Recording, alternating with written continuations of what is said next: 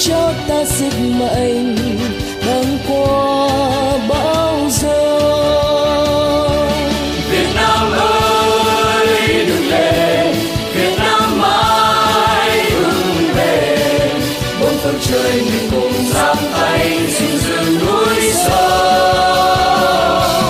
Việt Nam tôi đừng lên và thắp sáng niềm tin chiến thắng, không thể nào ngăn tôi yêu quê hương Việt Nam.